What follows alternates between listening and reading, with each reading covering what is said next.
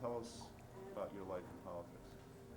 I suppose I got interested in politics as a result of being in the Army, because I worked as the liaison from Colonel Hobby's office to Congress. And I was rather interested in the lack of appreciation of qualification that was reflected in some of the political appointments. And I think I was a little disenchanted by the fact that it appeared to me, and I was a young woman then, that there was an unappreciative aspect of appointing authorities about qualification. So as I thought about it, and I was inclined a little bit toward feminism anyhow, I kept thinking that you can't complain. I'd found out in the Army you have to compete.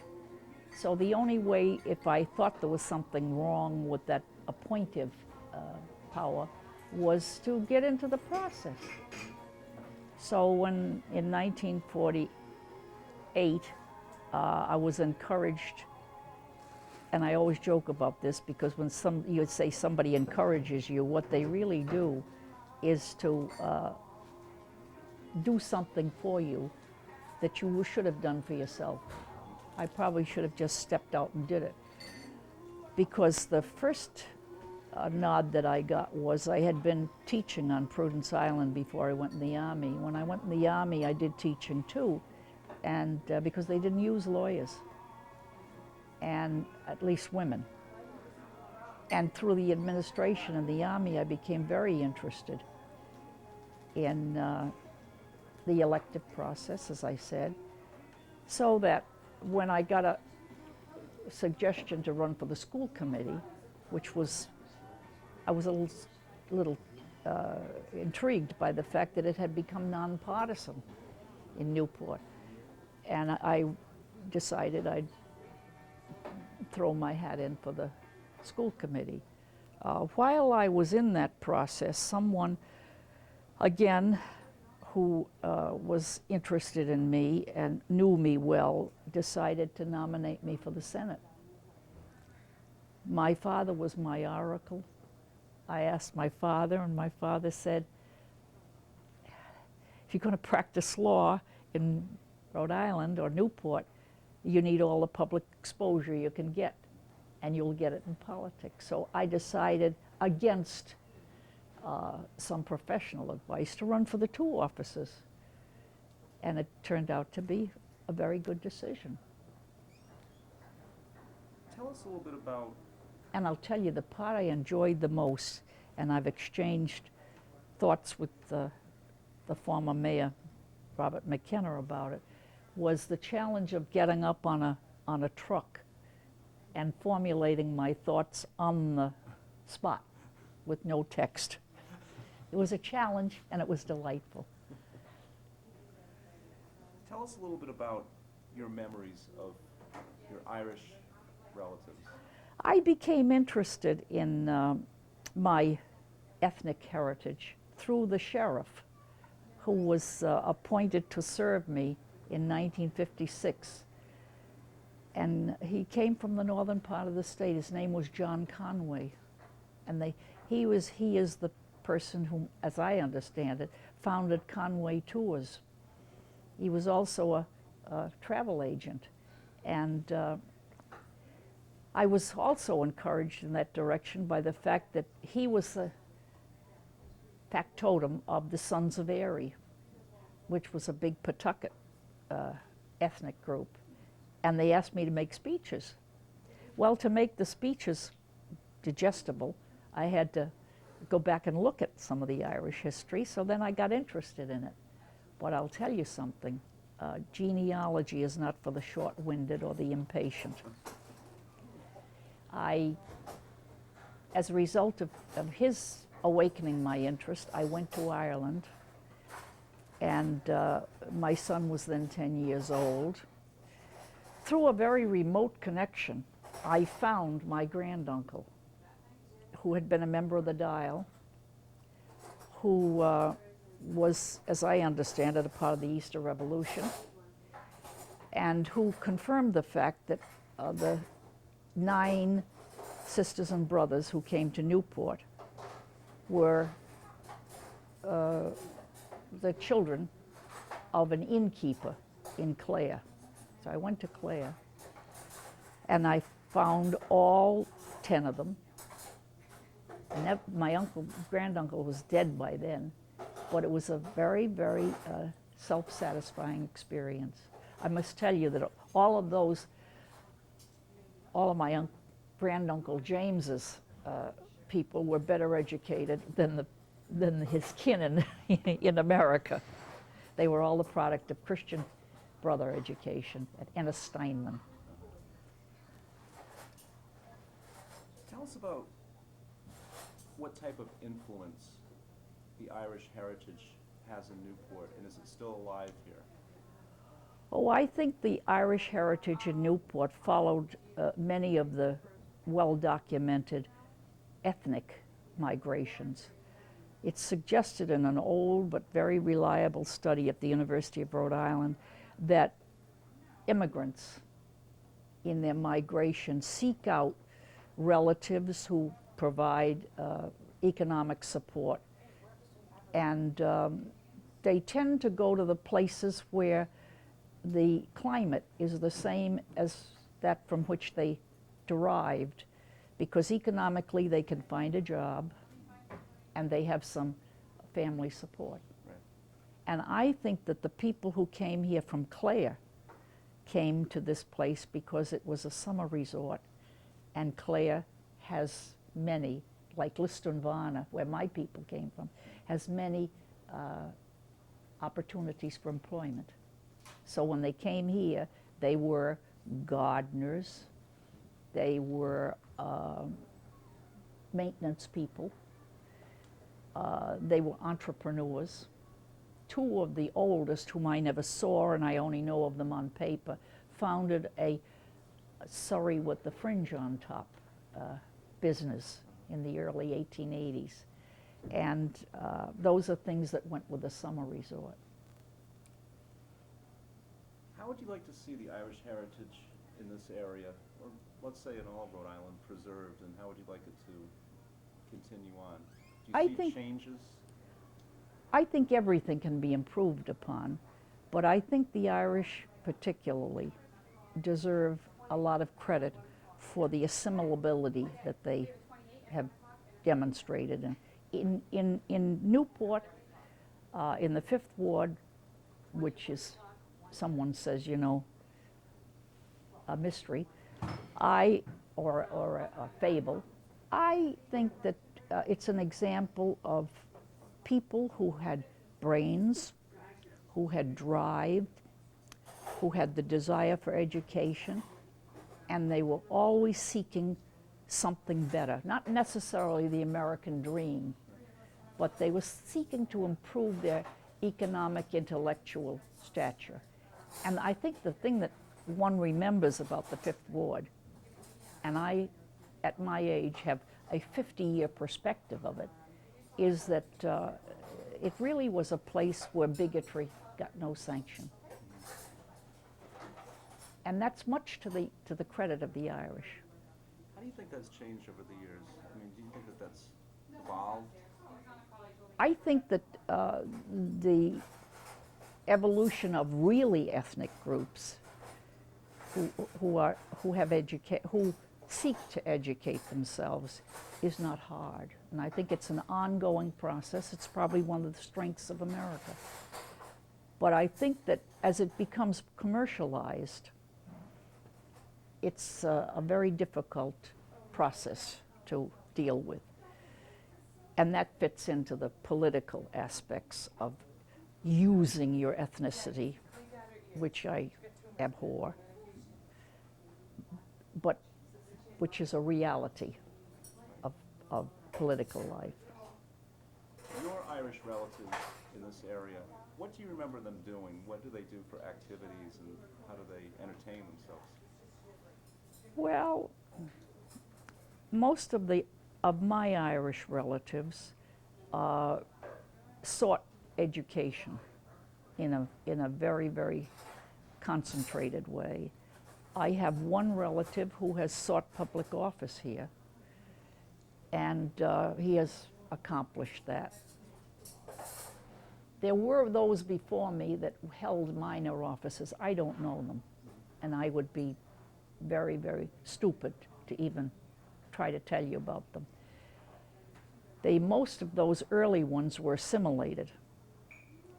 As a matter of fact, I think one of the people that you ought to interview eventually is Nancy Shepley Lacey. Her mother was the daughter of the oldest of the 9 Karen that came here.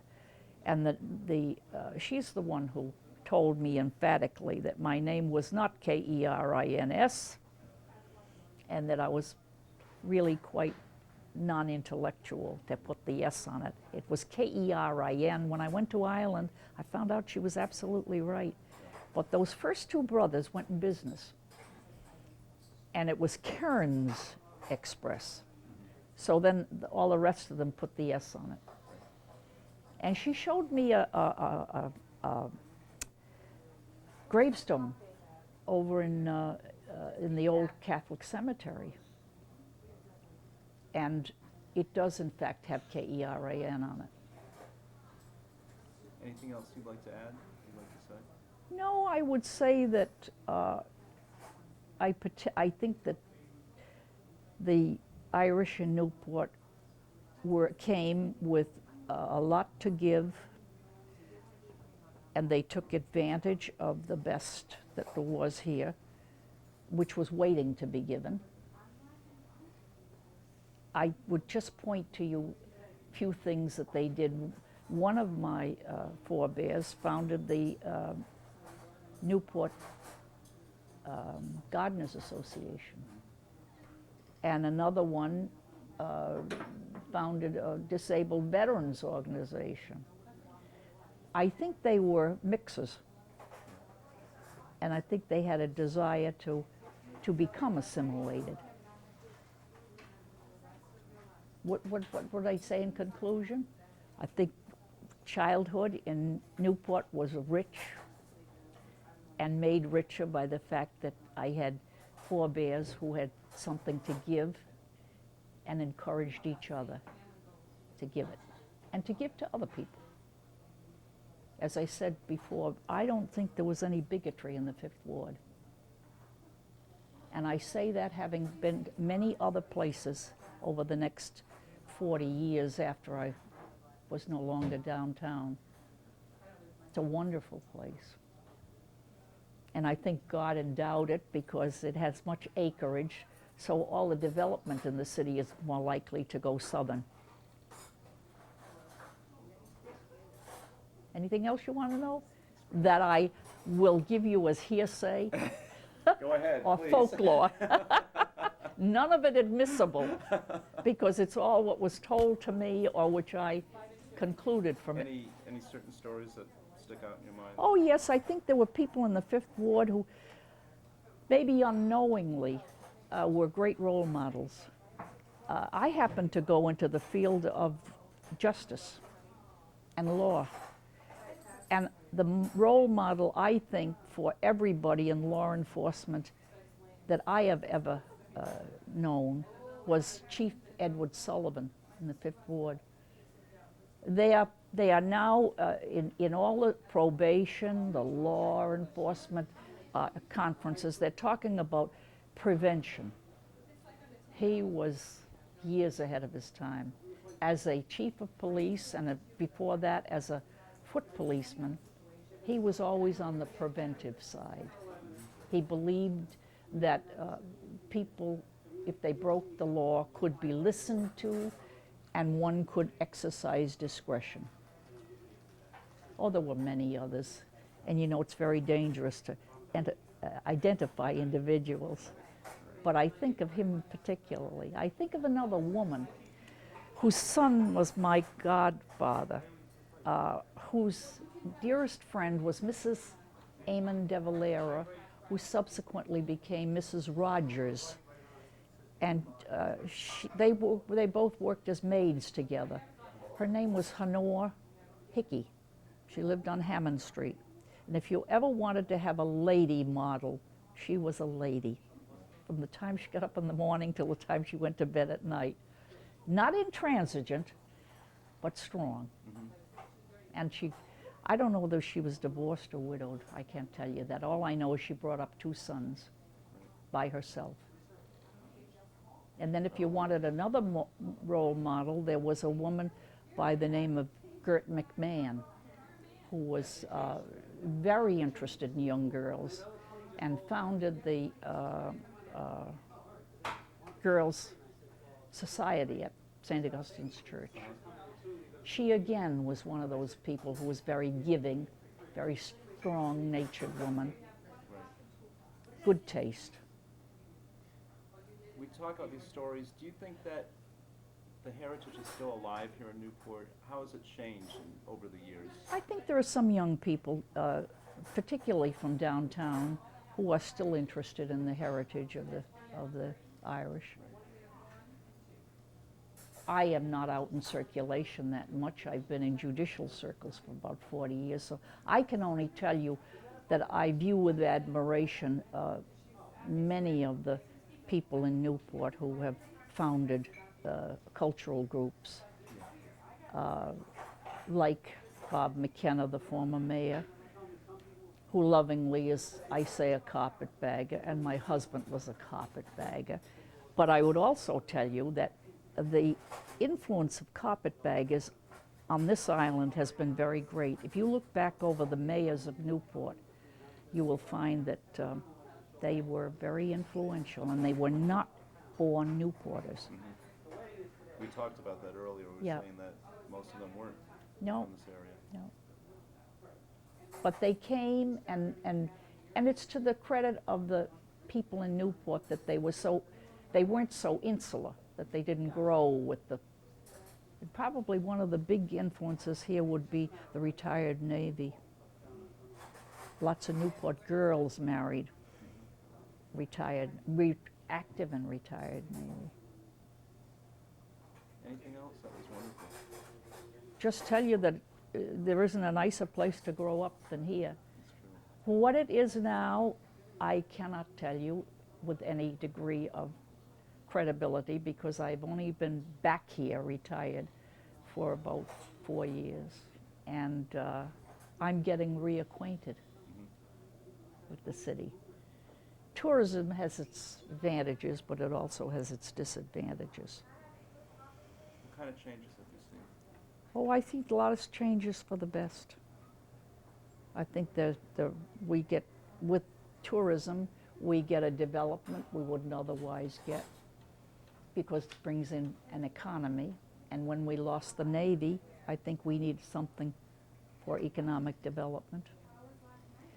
I think culturally, we get an opportunity to show off through the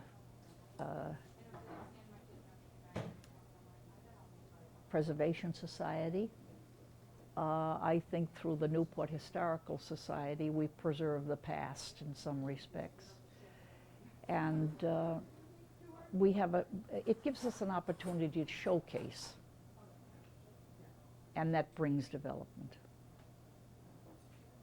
I think the spirit of the average Newporter who looks back as far as I do is you want to retain the curiosity of a 10-year-old, but you want to pray God you have the energy of a 12 or 14-year-old.